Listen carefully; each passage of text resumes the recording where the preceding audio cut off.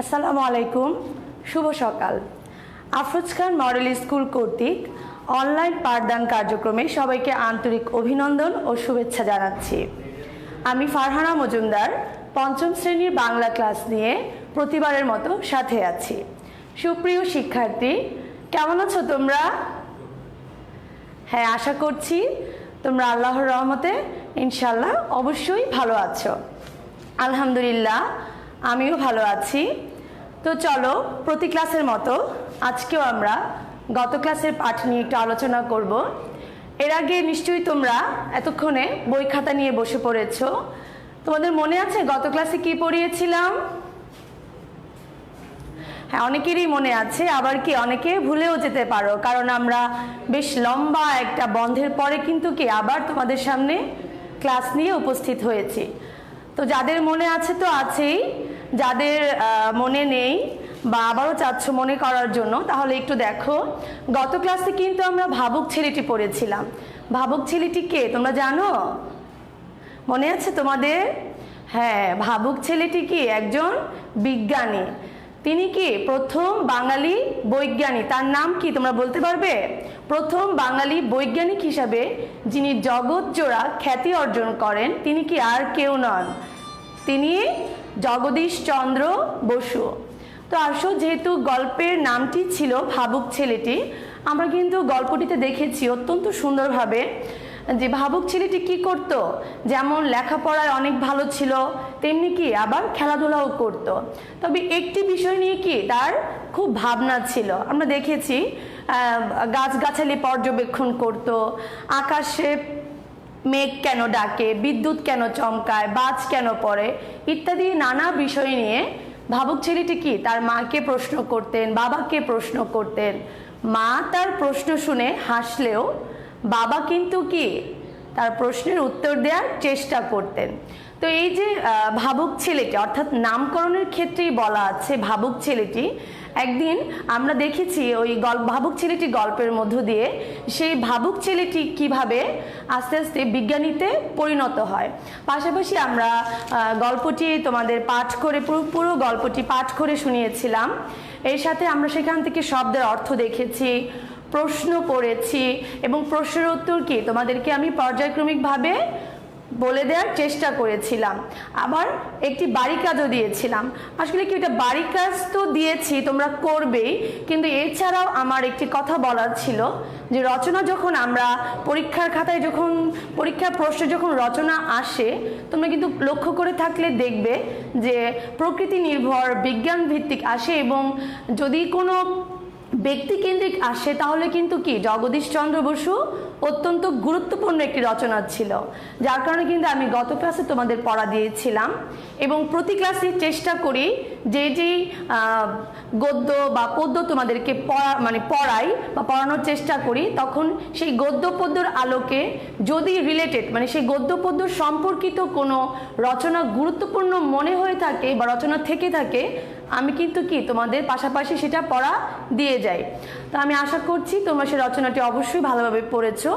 আজকে আমরা আরও কিছু রচনা সম্পর্কে জানবো বা তোমাদেরকে বলে দিব, তো সেটাতে আমরা পরে আসবো।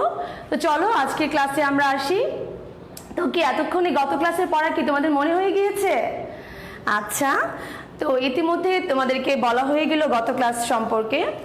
তো যারা এখনো বই খাতা নিয়ে বসো নাই, যেহেতু অনেকদিন পরে আবার আমরা অনলাইন ক্লাসে আবার আসলাম, এর মধ্যে কি তোমরা বেশ লম্বা একটা সময় পেয়েছো। আশা করছি সবাই পড়াশোনা করেছো। তারপরও কিছু তো গ্যাপ থেকেই যায়। আমরা আবার চেষ্টা করব যাতে কি আমাদের পড়াশোনায় ব্যাঘাত না ঘটে। তো তোমরা সবাই আবার বই খাতা নিয়ে বসে পড়ো। তো দেখো, আজকে আমি তোমাদের দুই তীরে কবিতাটি পড়াবো। কোনটি পড়াবো? ভাবুক ছেলের পরে কোন কবিতাটি আছে? দুই তীরে। দুই তীরের কবিতাটি রবীন্দ্রনাথ ঠাকুর রচিত। রবীন্দ্রনাথ ঠাকুর রচিত। দেখো আমি বোর্ডে লিখে দিচ্ছি, দুই তীরে। খেয়াল করো।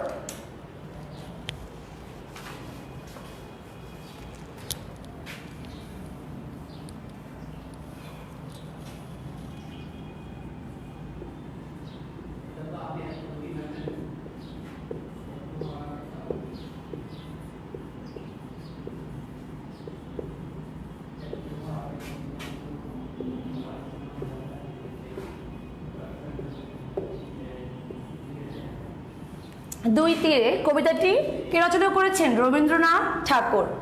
রবীন্দ্রনাথ ঠাকুর বললেই কিন্তু একটি কথা আমাদের মনে চলে আসে বা একটি শব্দ, কি তোমরা বলতে পারবে? তিনি কি শুধুই কবি ছিলেন? তিনি কি বিশ্বকবি নামে পরিচিত। বিশ্বকবি রবীন্দ্রনাথ ঠাকুর দুই তীরে কবিতাটি রচনা করেছেন।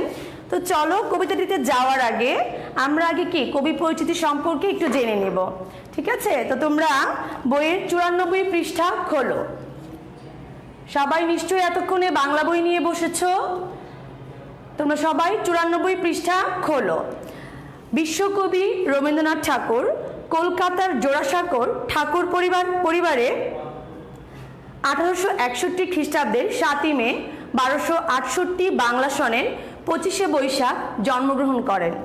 তিনি শুধু কবি নন, কথাসাহিত্যিক, নাট্যকার, দার্শনিক, গীতিকার, সুর স্রষ্টা, চিত্রশিল্পী, সমাজসেবী ও শিক্ষাবিদ। তার রচনা ভাণ্ডার বিশাল। 1913 খ্রিস্টাব্দে রবীন্দ্রনাথ ঠাকুর সাহিত্যে নোবেল পুরস্কার লাভ করেন।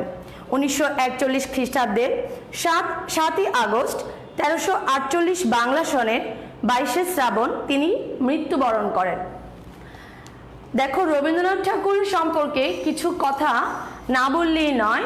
তিনি কি 1913 সালে আমরা কবি পরিচিতি দেখতে পেয়েছি, বা আমি তোমাদেরকে মাত্র বললাম যে তিনি 1913 খ্রিস্টাব্দে রবীন্দ্রনাথ ঠাকুর নোবেল পুরস্কার লাভ করেন। তিনি কিন্তু কি প্রথম নোবেল পুরস্কার লাভ করেন এশীয়দের মধ্যে। পাশাপাশি কি রবীন্দ্রনাথ ঠাকুর বাংলা সাহিত্যের কি একজন উজ্জ্বল নক্ষত্র, অর্থাৎ বাংলা সাহিত্যের প্রায় প্রতিটি শাখায় তার রয়েছে কি দৃঢ় পদাচারণা। তো দেখো তার জন্ম মৃত্যু তোমাদেরকে আমি বলেছি, তারপর আবারও বলছি, খেয়াল করো। তিনি 1861 খ্রিস্টাব্দে জন্মগ্রহণ করেন এবং কি 1941 সালে কি তিনি মৃত্যুবরণ করেন। তো দেখো দুই তীরে কবিতাটি রবীন্দ্রনাথ ঠাকুর রচিত। তো আমরা যদি কবিতাটি দেখব, পুরো কবিতাটি তোমাদের আজকে পাঠ করে আমি শোনাবো, তারপরে সেখান থেকে কিছু মজার বিষয় আছে তোমাদেরকে বলবো। তো চলো আজকে আগে কবিতাটি পাঠ করে তোমাদেরকে শোনানো যাক। এখন সবাই 91 পৃষ্ঠা খোলো। যারা এখনো বই নিয়ে বসো নাই তারা বই নিয়ে বসো এবং 91 পৃষ্ঠাটি দেখো। আর কবিতার আগে একটি কথা বলি, কবিতা যেহেতু তোমরা পঞ্চম শ্রেণীতে পড়ো, এখানে কবিতার অনেক বিষয় বুঝতে পারবে, আবার দেখা যাবে নাও বুঝতে পারবে।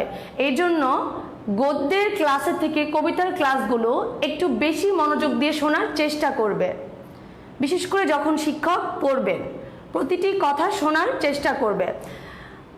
দুই তীরে রবীন্দ্রনাথ ঠাকুর।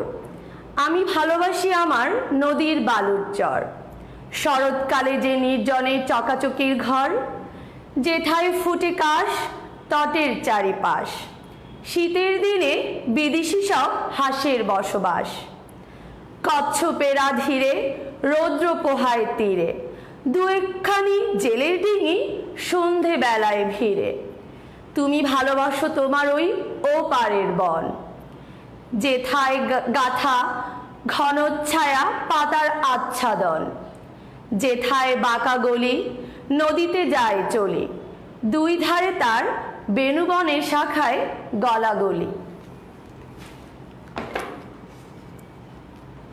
সকাল সন্ধে বেলা ঘাটে বধুর মেলা, ছেলের দলে ঘাটের জলে ভাসে ভাষায় ভেলা। কবিতাটির শেষে দেয়া আছে সংক্ষেপিত, অর্থাৎ সংক্ষেপ করে তোমাদেরকে এখানে দেয়া হয়েছে। আমরা দুই তীরের কবিতাটির মধ্য দিয়ে দুইটি বিষয় সম্পর্কে লক্ষ্য করেছি। যদি তোমরা লক্ষ্য করে না থাকো তাহলে এখনো বলছি, একটু খেয়াল করো।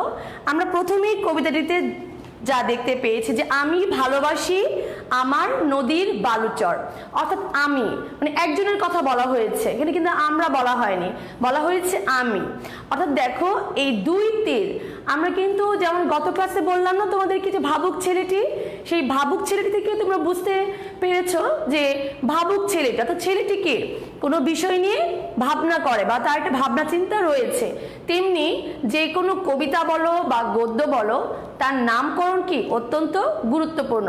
এখানে বলাই আছে যে রবীন্দ্রনাথ ঠাকুরের রচিত দুই তীরে, কবিতাটার নামই কি দুই তীরে। তাহলে কি আমরা এতক্ষণে বুঝতে পারছি না? নিশ্চয়ই দুই তীরের কোনো প্রাকৃতিক সৌন্দর্য নিয়ে কি কবিতাটি রচিত। এখন দুই তীরের প্রাকৃতিক সৌন্দর্য তো আছে, যেহেতু প্রথমেই বলা হয়েছে যে আমি ভালোবাসি আমার নদীর বালুর চর, তার মানে কি আমরা বুঝে নিচ্ছি যে দুই তীর, এখানে একজন ভালোবাসে তার নদীর বালুর চর, তাহলে নিশ্চয়ই আরেকজন রয়েছে, সে কি ভালোবাসে বলো তো? হ্যাঁ, তোমরা কিন্তু কি ক্লাসে থাকলে এতক্ষণে আমাকে উত্তর দিয়ে দিতে, যেহেতু করোনার মধ্য দিয়ে একটা সংকটময় পরিস্থিতির মধ্য দিয়ে আমরা সবাই যাচ্ছি, তবে এখন ক্লাসে নেই বা পুরো ক্লাসটাই ফাঁকা, কিছু তো আর করার নেই। আগেও বলেছি, এখনো বলেছি, জীবন তো থেমে থাকবে না, পড়াশোনাও চালিয়ে যেতে হবে। তো আমি বলছি, শোনো, একটি নদী, তার কি দুই তীরে দুজন মানুষ বাস করে। এখানে একজন ভালোবাসে নদীর বালুর চর, আর অন্যদিকে কি আরেকজন ভালোবাসে বন, যার আছে ঘন ছায়া, এবং সেখানে থেকে কি একটি রাস্তা এসে মিশেছে কি নদীতে। অর্থাৎ যদি আমরা চিন্তা করি তাহলে এখানে একটি কথা, দুইটি তীর, দুই তীরে দুজন মানুষ, যেহেতু দুজন মানুষ, একটু চিন্তা করে দেখো তো, মনে করো ক্লাসে তোমরা দুজন ফ্রেন্ড একই বেঞ্চে বসেছ, তো দুজনের চিন্তা ভাবনা কি কখনো এক হয়? কখনো কি এক হয়েছে? সব মানে কিছু মিলে গেলেও প্রতিটি বিষয়ে কিন্তু মানুষের চিন্তা ভাবনা কখনোই এক হয় না। তো রবীন্দ্রনাথ ঠাকুর, অর্থাৎ বিশ্বকবি রবীন্দ্রনাথ ঠাকুর, তার দুই তীরে কবিতাটির মধ্য দিয়ে আমাদেরকে বোঝানোর চেষ্টা করেছে যে একটি নদীর দুটি তীরে ভিন্ন ভিন্ন সৌন্দর্য রয়েছে। একটিতে কি একটি তীরে ঘন ছায়া, যেখানে বন, আবার অপরটিতে কি আছে, অপর তীরে আমরা কি দেখেছি, নদীর বালুর চর। তা যেহেতু দুজন মানুষ, তাদের চিন্তা ভাবনা যেহেতু আলাদা, দুজন যেহেতু স্বাতন্ত্রিক মানুষ, তাহলে কি তাদের পছন্দটাও কি আলাদা আলাদা হবে, এর বাইরে কিন্তু কিছু নয়। তো দেখো, আমরা এই কবিতাটি সম্পর্কে কিছু জানলাম। আমরা প্রশ্ন উত্তর যখন পড়ব, অর্থাৎ প্রশ্নগুলো যখন তোমাদেরকে একটি একটি করে সমাধান করে দিব, তখন কি উত্তরটা আরো সুন্দরভাবে তোমাদের মাথায় চলে আসবে। তো প্রশ্নে যাওয়ার আগে আমরা বরাবরের মতো শব্দার্থ পড়ব, শব্দের অর্থগুলো আমরা জেনে নিব। তো আমি তো বলি সব ক্লাসে যখন শব্দের অর্থ পড়াই, যে পড়াটা যদি গোছানো থাকে টেবিলে, পড়া কিন্তু পড়তে কি সময় লাগবে না। তো তোমরা নিশ্চয়ই এতক্ষণে খাতা কলম নিয়ে বসেছ, যারা এখনো বসো নাই খাতা কলম নিয়ে বসে পড়ো। বইয়ের নির্ধারিত যে শব্দগুলো দেয়া আছে, আগে আমরা সেগুলো জানবো, তারপরে কিছু অতিরিক্ত শব্দ আমি বোর্ডে লিখে রেখেছি, সেগুলো কি তোমাদেরকে বলে দেব। কারণ যেহেতু পঞ্চম শ্রেণীতে তোমরা পড়ো, তোমাদের কি অতিরিক্ত শব্দের অর্থ প্রতিটি গদ্য বা পদ্যের আলোকে জানতে হবে, এটার কোনো বিকল্প নেই। তো দেখো, বইয়ের যে শব্দ দেয়া আছে, নির্জন। নির্জন, আমি আরেকটি কথা বলেছিলাম, যদি ক্লাসে বুঝতে অসুবিধা হয় বা মনে করছো যে উত্তর লিখতে পারছি না শব্দ অর্থ লিখে লিখে, তাহলে আমি তো পর্যায়ক্রমে বলে যাব শব্দের অর্থগুলো, অর্থাৎ আমি সিরিয়াল অনুসারে বলবো। তোমরা চাইলে এরকম 1, 2, 3 বা ক, খ, গ দিয়ে জাস্ট উত্তরটা লিখে নিতে পারো, পাশে জায়গা রাখবে মূল শব্দের এখানে, পরে বসিয়ে নিবে, ঠিক আছে? অর্থাৎ যতটা সহজ করে বলা যায় আর কি। নির্জন, নির্জন শব্দের অর্থ জনশূন্য স্থান। নির্জন শব্দের অর্থ জনশূন্য স্থান। লিখেছ? লিখলে পরেরটা বলছি, চকাচকি। চকাচকি, দেখো বইয়ের 2 নম্বর যে শব্দটি দেয়া আছে, চকাচকি, এর অর্থ হাঁস জাতীয় পাখি। আমি আশা করব তোমরা অবশ্যই খাতায় লিখবে। বইয়ের পিছন থেকে খুঁজে বের করাটা কি একটু বেশ তোমাদের জন্য কি একটু কষ্টই, তাই না? তো পড়াটা টেবিলে গোছানো থাকলে তোমাকে পড়তে সুবিধা হবে, তাই তোমরা অবশ্যই এখন খাতায় লিখবে। যারা যারা আমার ক্লাসটি দেখছো তারা অবশ্যই খাতায় লিখবে। চকাচকি শব্দের অর্থ হাঁস জাতীয় পাখি। লিখেছ? তারপরে আছে তট।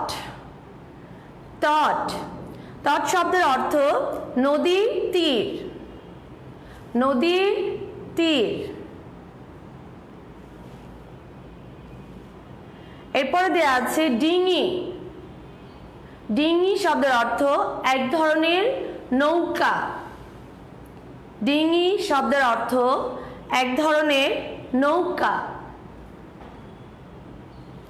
পরে যে শব্দটি আছে আচ্ছাদন, মূল শব্দ আচ্ছাদন, এর অর্থ ঢাকনি বা ছাউনি। ঢাকনি বা ছাউনি, লিখেছ? ঢাকনি বা ছাউনি। সর্বশেষ যেটি দেয়া আছে বেণুবন। বেণুবন, বেণুবন শব্দের অর্থ কি? বাঁশ বাগান। বাঁশ বাগান। আশা করছি সবাই লিখেছ। যারা লিখেছ তো লিখেছই, যারা এখনো লিখে নাই লাইভটি তো দেয়াই থাকবে, পরে দেখে শুনে পরে লিখে ফেলবে। তো দেখো অতিরিক্ত কিছু শব্দের অর্থ আমরা জানবো।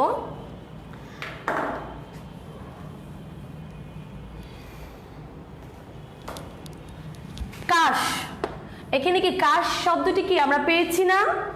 কাশ শব্দটি কিন্তু কি আমরা এখানে খুব সুন্দরভাবে দেখেছি। কাশফুল ফুটে রয়েছে তীরে, তাই না? কাশ, কাশ অর্থ কাশফুল। কাশ হচ্ছে মূল শব্দ, কাশ শব্দের অর্থ কাশফুল। তারপরে দেয়া আছে বিদেশি। যে বিদেশি সব হাঁসের বসবাস, সেই বিদেশি শব্দের অর্থটা কি? ভিনদেশি। সবাই কি লিখেছ? শব্দের অর্থ এখন তো লিখছ, লিখে নাও, কিন্তু শব্দের অর্থগুলো মনে রাখার জন্য কি তোমরা শুধু মুখস্থই করবে? না, অর্থাৎ মুখস্থের পাশাপাশি তুমি যদি প্রতিটা শব্দ একটু বুঝে খেয়াল করে পড়ো তাহলে কি তোমার মাথায় মনে থাকবে। অর্থাৎ মাথায় জিনিসটা কি তোমার সেট থাকবে, পরে তুমি চাইলেই লিখতে পারবে। বিদেশি শব্দের অর্থ ভিনদেশি। বিদেশি শব্দের অর্থ ভিনদেশি। এরপরে দেয়া আছে ধীরে। ধীরে,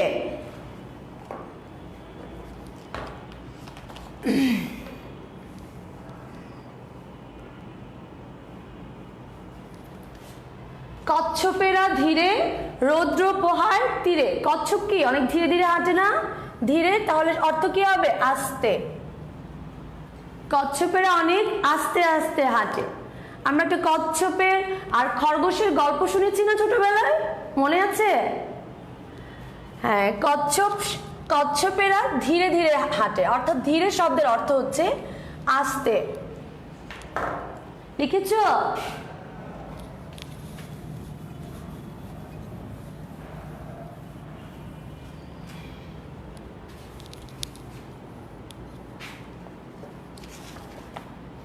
সবাই লিখেছ আশা করছি। যদি লিখে থাকো তাহলে পরে 3 নম্বরে যাও। 3 নম্বরে যে শূন্যস্থান দেয়া আছে আমরা সেই শূন্যস্থানটি এখন পূরণ করার চেষ্টা করব, অর্থাৎ মুখে মুখে বলে দিয়ে। তোমরা দেখো শূন্যস্থান পড়তে কিন্তু তোমরা খুব পছন্দ করো। ক্লাসে যখন তোমরা থাকো, যখন শূন্যস্থান পড়াই তোমরা কিন্তু অনেক কি মজা পাও, তাই না? চলো আজকে আমরা 3 নম্বরে যাই। এখানে বলা আছে ঘরের ভিতরের শব্দগুলো খালি জায়গায় বসিয়ে বাক্য তৈরি করো। অর্থাৎ এই যে বইয়ের যে শূন্যস্থানগুলো দেয়া থাকে সেখানে খালি জায়গায় তোমরা যে শব্দগুলো বসিয়ে যে বাক্য তৈরি করো, এটা কিন্তু তোমাদের খুব কাজে লাগবে। এই বইয়েরগুলো তৈরি করতে করতে তোমাদের একটা পাঠ্য বই বহির্ভূত অনুচ্ছেদ থাকে না পরীক্ষায়? থাকে, কিন্তু সেখানে কিন্তু তোমাদের শব্দ দেয়া থাকে, অর্থ দেয়া থাকে এবং কি শূন্যস্থান দেয়া থাকে। সেই শব্দের অর্থগুলো বুঝে বুঝে সেখানে কি বসাতে হয়, অর্থাৎ শূন্যস্থানে সেই জায়গাটা গ্যাপটা পূরণ করতে হয় সেই শব্দগুলো দিয়ে। বুঝতে পারছো? তাহলে তুমি যত বেশি চর্চা করবে তত কি সুন্দরভাবে শূন্যস্থানগুলো খাতায় লিখতে পারবে। তো দেখো, ক এলাকাটি এত ড্যাশ দিয়ে দেয়া যে গা ছমছম করে। কি হবে এখানে বলো তো? কি কি আছে? চকাচকিরা আছে, আচ্ছাদন আছে, তটে আছে, বেণুবন আছে, নির্জন, ডিঙি আছে। কি হবে বলো তো তোমরা? এলাকাটি এত নির্জন যে গা ছমছম করে। বুঝতে পারছো? তাহলে পরেরটি দেখো, নদীর ধারে ড্যাশ দল বেঁধে উড়ে বেড়ায়। কারা দল বেঁধে উড়ে বেড়ায়? বোঝাই তো যাচ্ছে, চকাচকিরা। তারপরে কি আছে গতে? গ্রামের ছোট ছোট নদীগুলো দিয়ে মানুষ ড্যাশ করে নদী পারাপার হয়। কি করে নদী পারাপার হয়?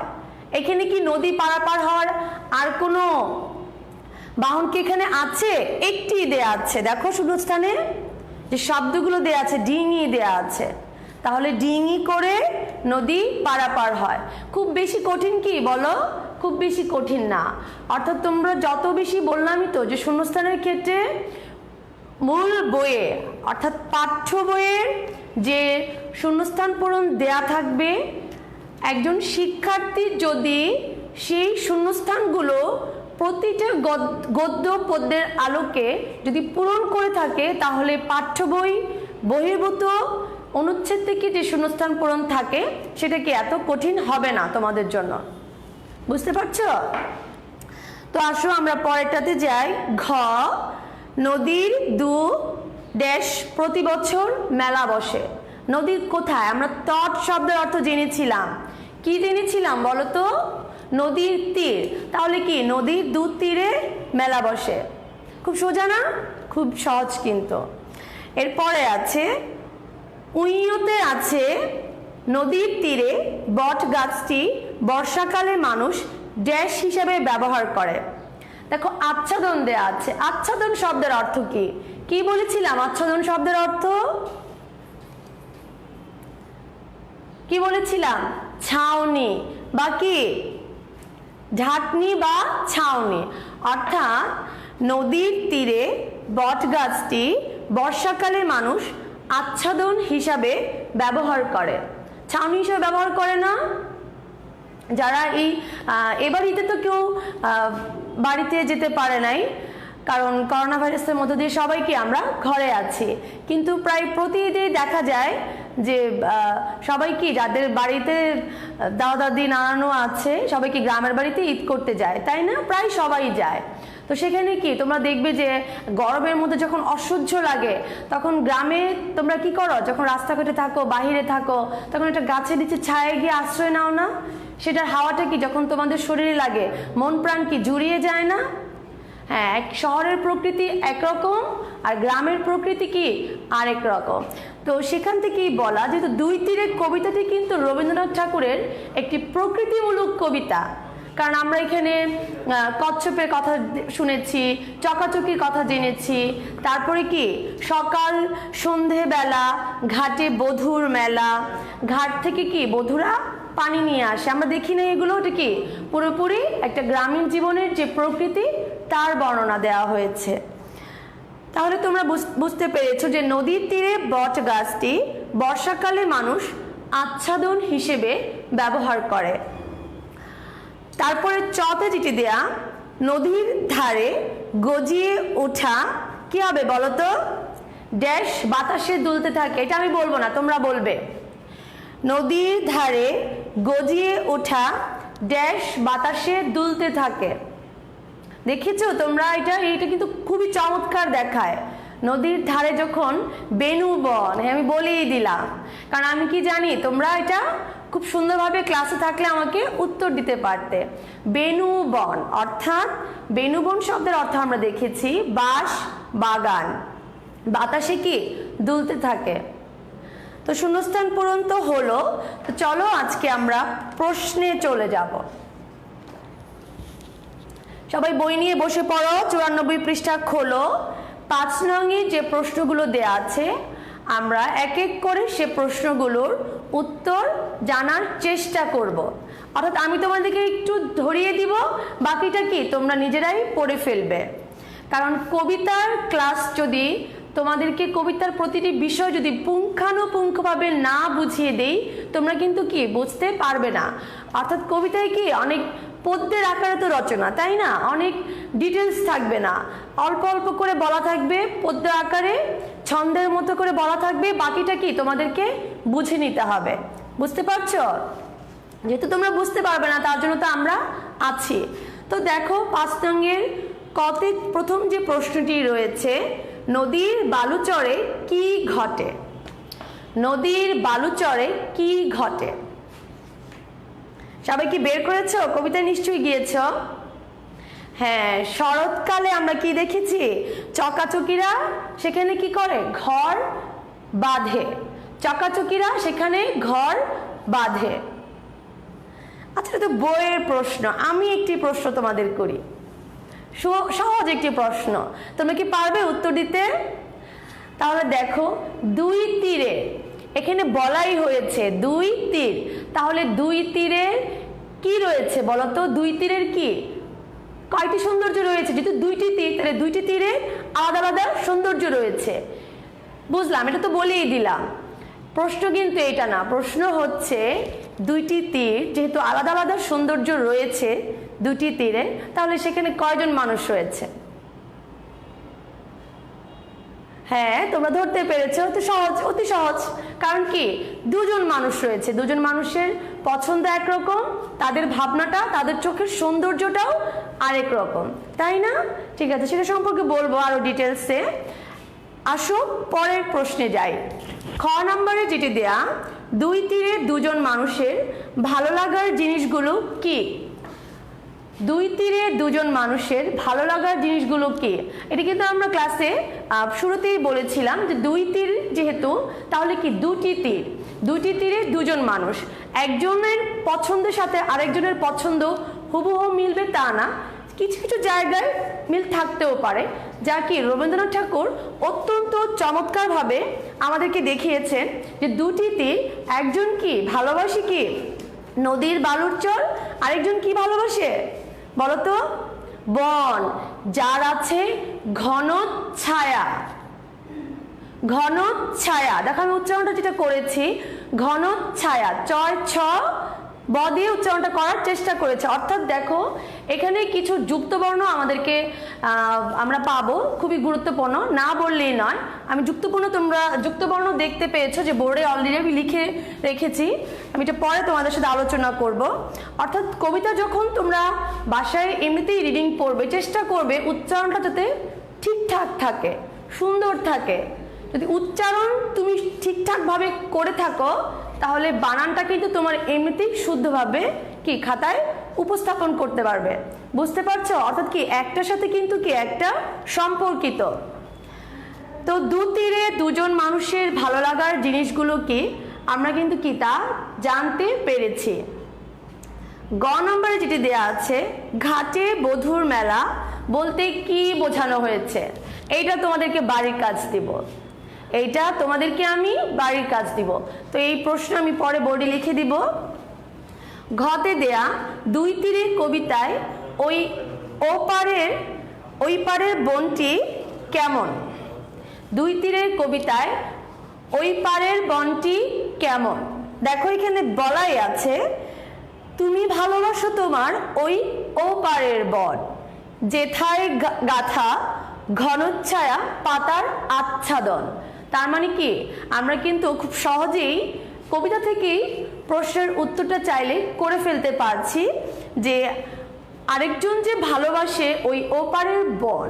অর্থাৎ বন কথাটা বললেই তো আমাদের মাথায় কি চলে আসে না? তোমরা কম বেশি কি সবাই বন দেখেছো, সরাসরি না দেখলেও টিভিতে কি দেখেছো, তাই না? তো সেখানে বন বললেই কি আমরা কি দেখতে পাই? গাথা, ঘনচ্ছায়া, পাতার আচ্ছাদন। অর্থাৎ ঘনচ্ছায়া মানে বোঝানো হয়েছে যেখানে কি বনে কি একদম পরপর গাছগুলো লাগানো থাকে না, আর গাছে কি গাছ যখন বড় হয় তখন সেখান থেকে কি আমরা ছায়া পাই না, সেটার কথাই বলা হচ্ছে যে ঘনচ্ছায়া, পাতার আচ্ছাদন। আশা করব তোমরা উত্তরটা খাতায় সুন্দরভাবে লিখতে পারবে। অবশ্যই প্রত্যেকটি যে প্রশ্নগুলো তোমাদেরকে বলে দিচ্ছি, প্রতিটি উত্তর তোমরা খাতায় এখন যেভাবে পারো সবটা তো লিখতে পারবে না, জাস্ট সংক্ষেপে একটু লিখে রাখো যাতে পরে ধরতে সুবিধা হয়। উইওতে আছে, সকাল সন্ধেবেলা ছেলের দল কি করে? আমি কিন্তু বলে দিয়েছিলাম তোমাদের, সকাল সন্ধেবেলা অর্থাৎ কবিতা যখন পড়েছি যদি খেয়াল করে থাকো তাহলে কিন্তু তোমরা বুঝতে পারছো এতক্ষণে। তারপরে বলছি 92 পৃষ্ঠা দেখো, সকাল সন্ধেবেলা ছেলের দল কি করে? আচ্ছা, এখান থেকে তো আরেকটি প্রশ্ন হতে পারে, সকাল সন্ধেবেলা ঘাটে বধুরা কি করে? ঘাটে কি বধূদের একটি মেলা বসে। আসলে এটি কি ওই মেলা যেখান থেকে আমরা মুড়ি মুড়কি তারপরে দেখা যায় অনেক হাঁড়ি পাতিল মাটির চকলেট এগুলো কিনে, এটা কি ওই মেলা? না, ঘাটে বধূর মেলা। দেখো একটি চিত্র দেয়া আছে বই, অত্যন্ত চমৎকার। আশা করছি তোমরা এতক্ষণে দেখেছো 92 পৃষ্ঠায়। এটা কি বলার অপেক্ষা রাখে যে কি বলা হচ্ছে? এই যে বধূ দেয়া আছে, ঘাটে বধূদের মেলা, অর্থাৎ সকাল সন্ধেবেলা। আসো আরো ডিটেলসে বলি। সকাল সন্ধেবেলা কি বাসায় আম্মু বা বড়রা কি পানি ভরে না? যারা হিন্দু আছে তাদের কি জল ভরে না? হ্যাঁ, তো গ্রামেও কিন্তু কি সকাল সন্ধেবেলা কি ঘাটে বধূর মেলা। আমরা অনুমান করে নিচ্ছি যে ঘাটে যখন বধূর মেলা, ঘাটে বধূরা যায় কি পানি আনতে বা জল আনতে। অনুমান করে নিচ্ছি কিভাবে? এই দৃশ্য থেকে। দেখো এই দৃশ্য থেকে আমরা অনুমান করে নিচ্ছি। অর্থাৎ কবিতার ক্ষেত্রে তো বলেই দিলাম, এত ডিটেলসে তো বলা থাকবে না, ডিটেলসে তোমাকে তোমার কোর্স শিক্ষক বলবেন, বাকিটা কি তোমরা বাসার কারো সহায়তা নিয়ে বুঝে নিবে। বুঝতে পারছো? খুব মজা না কবিতাটি? তো ছেলের, এটা তোমরা বধূর কথা বললাম, মূল যে প্রশ্ন ছিল ছেলের দল কি করে। তো দেখো ছেলের দল কি করে। ছেলের দলে ঘাটের জলে ভাসে ভাষায় ভেলা। তাহলে কি বোঝা যাচ্ছে তারা কি করে? তো আমরা কি কি পড়লাম ইতিমধ্যে দেখি। আলোচ্য বিষয়ে আমাদের দেয়া আছে, 2 তীরের কবিতাটি পাঠ করে শুনিয়েছি তোমাদের, শব্দের অর্থ জেনেছি। এছাড়াও কিছু অতিরিক্ত শব্দের অর্থ আমরা চেষ্টা করেছি বলে দেওয়ার জন্য, আর আশা করছি তোমরা সবাই খাতায় লিখেছো। আমরা প্রশ্ন উত্তর পড়েছি। তাহলে কি বাকি আছে আমাদের? এখন আমরা মূল ভাব পড়ব। আজকে একটু মূল ভাবে পড়ে গেলাম, কারণ প্রায় প্রতিটি ক্লাসে, অর্থাৎ কবিতার প্রায় প্রতিটি ক্লাসে তোমাদেরকে আমি বলে দিয়েছিলাম মূল ভাব সম্পর্কিত কিছু গুরুত্বপূর্ণ কথা বা সাজেশন। আজকেও আবার বলছি, যেহেতু অনেকদিন পরে আমরা আবার অনলাইন ক্লাসে তোমাদের সামনে এসেছি, যদি মনে না থাকে আবার একটু খেয়াল করে শুনে থাকো। দেখো আমরা কবিতার ক্ষেত্রে যেটা দেখব, কবিতা থেকে তোমাদের কেমন প্রশ্ন হয়। হ্যাঁ, আগে তোমার উচিত বইয়ের গদ্য পদ্যগুলো ভালোভাবে পড়া, সেখান থেকে পুঙ্খানুপুঙ্খভাবে শব্দের অর্থ, প্রশ্নোত্তর ইত্যাদি যা আছে বইয়ে আর কি, মূল বইয়ে, সেটা তো অবশ্যই তোমরা দেখবে। কিন্তু এর পরের যে ধাপ সেটি হচ্ছে প্রশ্ন কেমন হবে। তোমাকে তো জানতে হবে প্রশ্ন পদ্ধতি সম্পর্কে। তো প্রশ্নপত্র কাঠামো বিভাজনে তোমাদের কবিতা থেকে 10 নম্বর থাকে। পুরো কবিতাটি কি দেওয়া থাকে তা না, যে কোনো কবিতার যে কোনো 6 বা 8 লাইন, যেহেতু প্রশ্নপত্র কাঠামো বিভাজনে বলাই আছে যে কোনো 6 বা 8 লাইন, তো সেই 6 বা 8 লাইন মাঝখান থেকে হতে পারে, প্রথমে হতে পারে, শেষেরও হতে পারে, যাই থাকুক সেটা বিষয় না। তোমার যদি পুরো কবিতাটির মূল বিষয়, অর্থাৎ প্রতিটি লাইনের অর্থ বা কি বোঝাতে চাচ্ছে, তোমরা যদি তা সুন্দরভাবে ক্লাসে শুনে থাকো, তাহলে কি খাতায় তা উপস্থাপন করতে পারবে। তবে হ্যাঁ, এক্ষেত্রে একটি জিনিস, একটি বিষয়ের দিকে খেয়াল না রাখলেই নয়, সেটি হচ্ছে কখনোই পুরো কবিতার মূল ভাব লেখা চলবে না। যদি কোনো শিক্ষার্থী খাতায় পুরো কবিতার মূল ভাব লিখে থাকো, তাহলে কিন্তু নম্বর অনেকখানি কমে যাবে, এক কথায় অর্ধেক হয়ে যাবে। বুঝতে পেরেছ? তো কি করবে তোমরা? শুধু সেই 6 বা 8 লাইনের উত্তর দিবে, এত ডিটেলস লেখার কোনো দরকার নেই। সে 6 বা 8 লাইনের আলোকে যা আসে তা উত্তর দিবে। আর তা উত্তর দেওয়ার জন্য বইয়ের প্রতিটি কবিতারই মূল ভাব দেয়া থাকে, পুরো কবিতার। দেখো এখানেও আছে, 1 নংয়ে দেয়া আছে, 1 নংয়ে দেয়া আছে। তোমরা যদি এটা কয়েকবার পড়ে নাও, তাহলে কি চাইলেই খুব সহজে সুন্দরভাবে তা খাতায় লিখতে পারবে। তো কবিতা থেকে মূলভাবের কথা বললাম।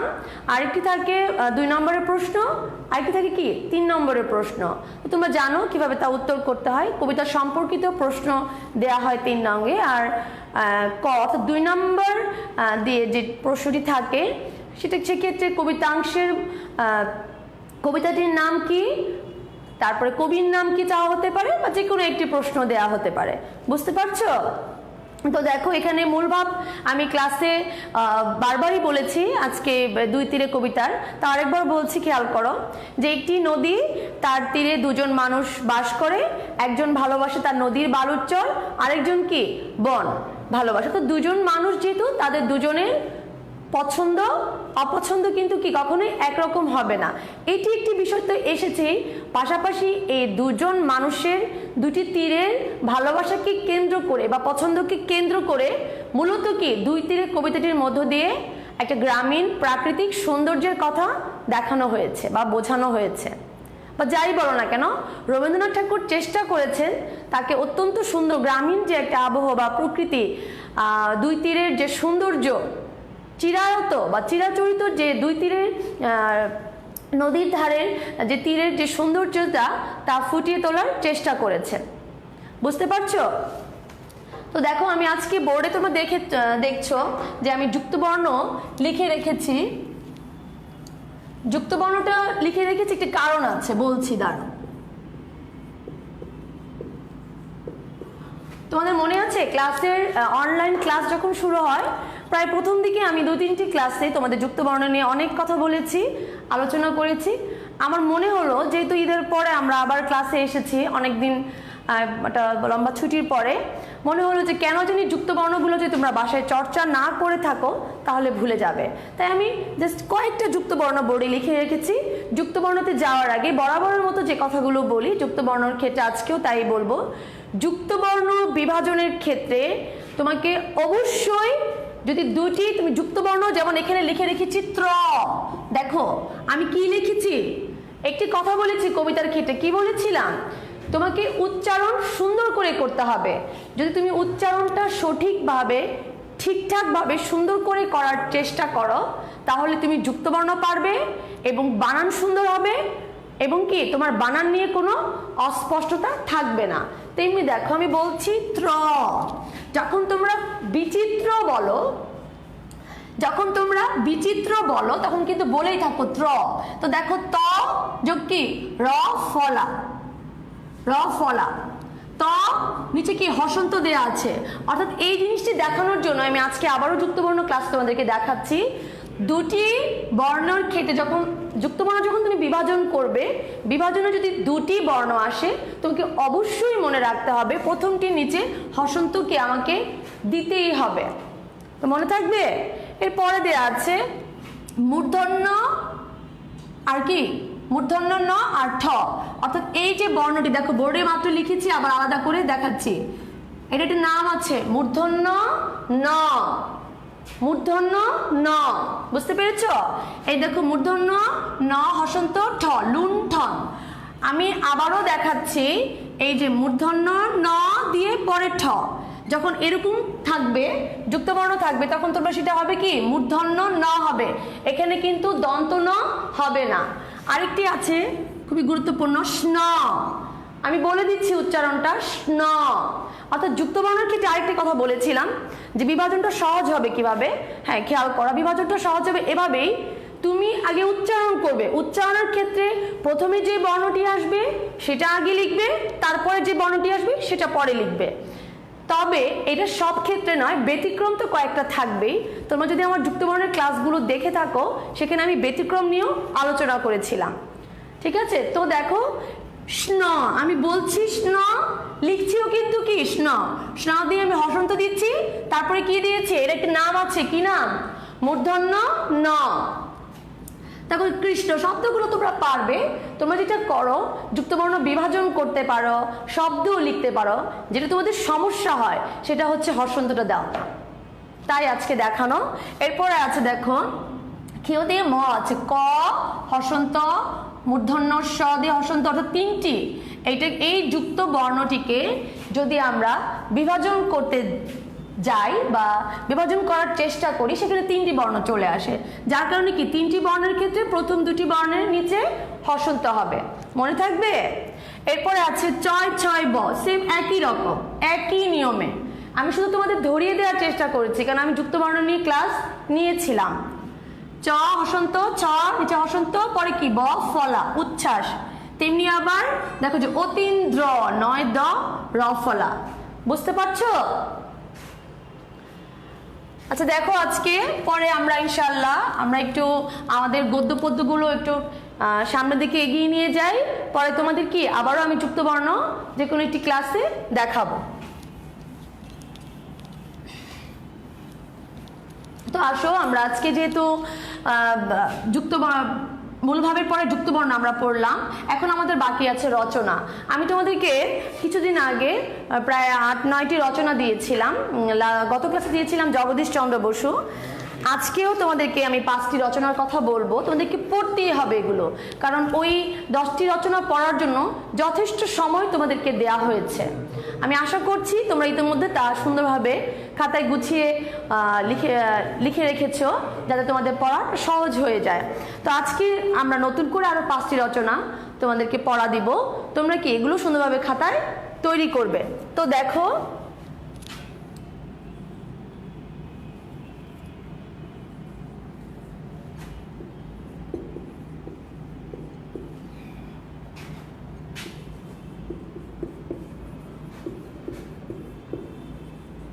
বাংলাদেশের প্রাণী জগৎ, অর্থাৎ এটা নিয়ে একটি কথা না বললে নয়। তোমাদের সুন্দরবনের প্রাণী বা সুন্দরবন বা বাংলাদেশের প্রাণী জগৎ বা সুন্দরবনের প্রাণী জগৎ এক বিষয়, যাই আসুক না কেন এই রচনাটা কিন্তু একই রকম। তবে হ্যাঁ, একটি কথা আরেকটি আছে, যদি সুন্দরবন এসে থাকে তাহলে কিন্তু শুধু প্রাণী জগৎ নিয়ে আলোচনা করলে চলবে না। সুন্দরবনের আরও কি অনেক সৌন্দর্য আছে না, গাছ আছে, সেখানকার প্রকৃতি, সব কিছু নিয়ে আলোচনা করতে হবে। আর প্রাণী জগৎ আসলে তো বই দেয়াই আছে, জাস্ট কি ওইটা সুন্দরভাবে খাতায় লিখে রাখবে। বিভিন্ন প্রাণীদের নাম দেওয়া আছে, সেগুলো আলাদা আলাদাভাবে বর্ণনা করবে। আবারও বলছি, যদি সুন্দরবন এসে থাকে রচনা, তাহলে তোমাকে সেখানকার সুন্দরবনের প্রকৃতি, সৌন্দর্য, তারপরে সুন্দরবনের বর্তমান অবস্থা, হ্যাঁ, তারপরে গাছগাছালি, এগুলো নিয়ে কথা বলতে হবে। তারপর দেখো, খ নম্বরে যেটা লিখছি, একজন বীর শ্রেষ্ঠ, খুবই গুরুত্বপূর্ণ একটি রচনা। একজন বীর শ্রেষ্ঠ তোমাদের বইয়ে কি আছে না? রুহুল আমিন, তারপরে নূর মোহাম্মদ শেখ আছে কি না বলো? হ্যাঁ, ওভাবে ওই 3 জনের একজন বীরের রক্তে স্বাধীন দেশ, এই গল্পটির আলোকে মূলত এই রচনাটি। আমি একটি কথা বলি না যে গল্পের আলোকে তোমাদের রচনা পড়তে হবে, ওই বীরের রক্তে স্বাধীন দেশ এর আলোকে হচ্ছে একজন বীরশ্রেষ্ঠ রচনাটি। সেখানে 3 জন বীরশ্রেষ্ঠের কথা বলা আছে, তোমরা সেখান থেকে আলাদা আলাদাভাবে পড়বে, জাস্ট ওই অনুচ্ছেদটা ভালোভাবে পড়লে রচনাটা মাথায় চলে আসবে। বুঝতে পারছো? তারপরে দেখো,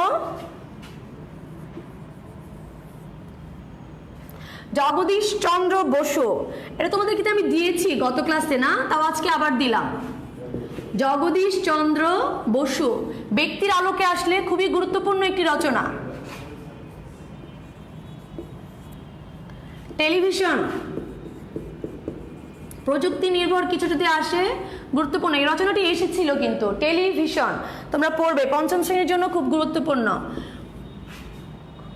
উনিও তো যেটা লিখছি, বাংলাদেশের মৃৎশিল্প, শখের মৃৎশিল্প, বন্ধের আগে তোমাদেরকে পড়িয়েছিলাম, ক্লাসে তোমাদেরকে কিন্তু পড়িয়েছিলাম, এবং তখন বলেছিলাম যারা রচনাটি তৈরি করো নাই তাদের জন্য দিচ্ছি, তারা রচনাটি অবশ্যই খাতায় তৈরি করবে। বাংলাদেশের মৃৎশিল্প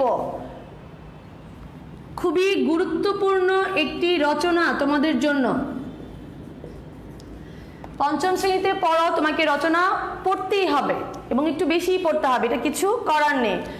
তো চলো, রচনাগুলো নিশ্চয়ই তোমরা ইতিমধ্যে খাতায় লিখেছো, যারা লিখো নাই লাইব্রেরি দেওয়া থাকবে, পরে লিখে ফেলবে। আমি বাড়ির কাছে চলে যাচ্ছি এখন।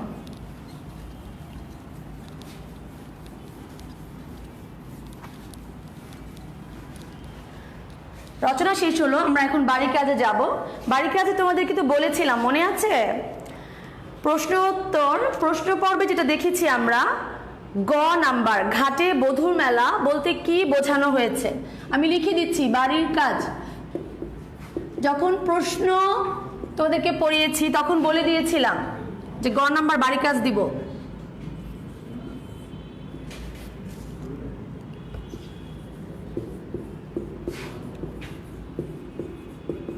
ঘাটে বধুর মেলা বলতে কি বোঝানো হয়েছে? তো অবশ্যই খাতায় লিখবে।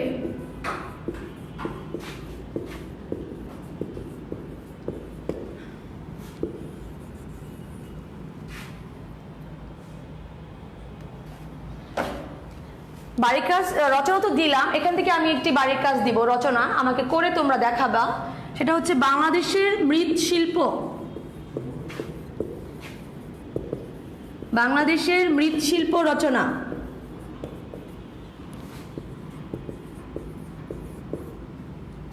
দেখো বাড়ির কাজটা আবার বলছি, ঘাটে বধুর মেলা বলতে কি বোঝানো হয়েছে এটা তোমাদের বাড়ির কাজ থাকবে। আর রচনা তো 5টি দিলাম, সেখান থেকে একটি রচনা বাড়ির কাজ দিচ্ছি, অর্থাৎ তোমরা আমাকে আজকালকের মধ্যেই করে খাতায় দেখাবে। বাংলাদেশের মৃৎশিল্প রচনাটি তোমাদের বাড়ির কাজ দেয়া হলো। সবাই লিখেছো? আচ্ছা, তাহলে মুছে দিচ্ছি।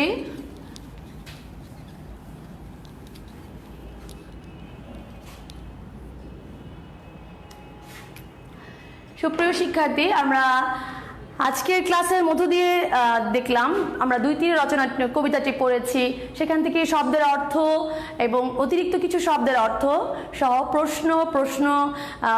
প্রশ্ন উত্তরগুলো আমরা তোমাদেরকে বলার চেষ্টা করেছি। পাশাপাশি আমরা যুক্তবর্ণ দেখেছি, কিছু গুরুত্বপূর্ণ রচনা তোমাদেরকে দিয়েছি এবং কি সর্বশেষ বাড়ির কাজ দিলাম। তো একটি কথা তোমাদের জন্য, সেটা হচ্ছে যে পড়াশোনা করে যেতে হবে, পড়াশোনার কোনো বিকল্প নেই, পরিস্থিতি যাই আসুক তোমাকে পড়াশোনা চালিয়ে যেতে হবে, ঠিক আছে? আর আমি আশা রাখছি এবং তোমাদের জন্য সবসময় দোয়া থাকে, তোমরা কি করবে, সবসময় সুস্থ থাকবে, বাসায় থাকবে এবং ভালো থাকার চেষ্টা করবে। তো আজকের ক্লাস এ পর্যন্তই।